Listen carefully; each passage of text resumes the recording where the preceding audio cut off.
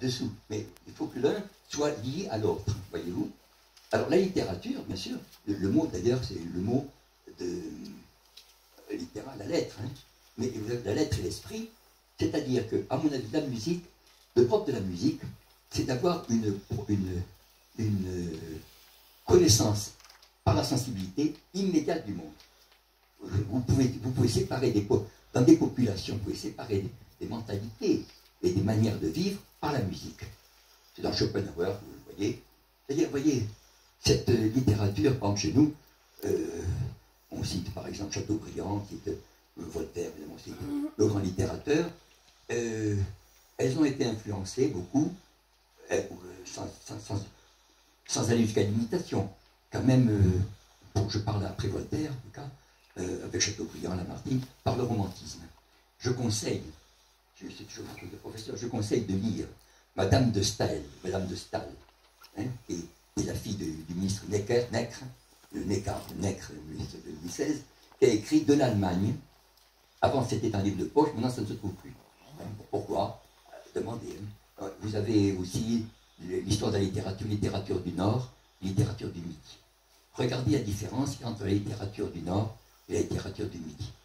Vous allez me dire, mais nous, dans le Midi, nous avons les Cathares. Oui, on a les Cathares. On a un trésor de cela. Mais qui a parlé de ce trésor? Le Nord ou le Sud de l'Europe? Voilà, je pose la question. Voyez-vous? On connaît par exemple Montsalvat. L'Europe chrétienne devant l'Europe musulmane, avec l'Espagne du milieu. N'insistez pas pour ne pas avoir de problème, avec Kundry, etc. Bon, avec les sorcières. Bien. Mais qui c'est qui en a parlé? C'est Wagner. Quand vous dites par exemple, parce que la musique permet, voyez-vous, de former un cadre à la littérature. Vous voyez ce que je veux dire? C'est-à-dire, c'est comme si vous aviez un élément féminin à côté d'un élément masculin, si je puis me permettre. Donc, si vous mettez élément masculin plus élément féminin, vous avez une fécondité.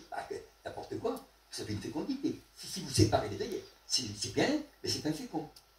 Et je remarque, par exemple, que quand on fait de la mystique, quand on s'occupe de choses mystiques, comme mes amis sont là, vous entendez Parsifal. Dans Parsifal, quand Parsifal est devant le Graal, devant le château du Graal, Montsalvat, bon, il y a Amfortas, je crois, il y a Amfortas qui est avec ses chevaliers, etc., qui est blessé par la langue, etc. Et puis vous avez donc le sage, je me souviens, qui a parlé, Gurnemann, je crois, qui apparaît à Parsifal et qui lui dit, et maintenant, vois-tu, le temps devient l'espace. Il dit, c'est zum Raum wird die Zeit. Le Verden zu, justement, le Verden qui est le troisième auxiliaire qu'on n'a pas. Il devient espace, il n'est pas espace le temps, mais il devient espace. Un sous-Verden. Il s'épanouit en espace. C'est-à-dire, on a un jardin parce qu'on a mêlé, on a des enfants parce qu'on est marié femme. Bon, vous allez me dire, je dis ça enfin pour faire comprendre qu'il y a un avantage.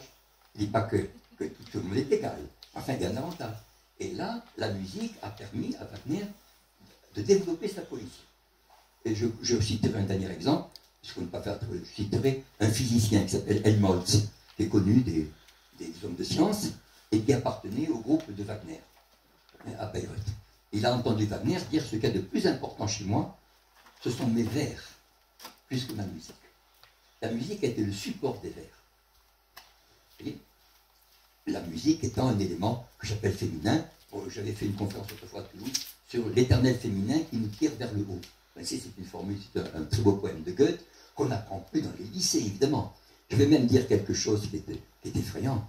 Je me rappelle très bien qu'avoir appris, j'étais à Pamiers à ce moment-là, mes élèves de philo, je dis, écoutez, je vais vous réunir. Il y avait un Polonais, une Alsacienne, enfin, un Corse, il y avait des gens qui avaient l'esprit ouvert, enfin, il y avait aussi des gens du groupe, enfin, il y avait surtout des meneurs, quoi, disons. Je dis, vous faire un peu d'allemand. Et le prof d'allemand est venu, comme un brave flamand. Mais surtout pas, surtout pas. L'inspection générale interdit qu'on fasse de la littérature allemande, en poésie, pas de poésie. Parce que ça donne une image idéaliste du pays.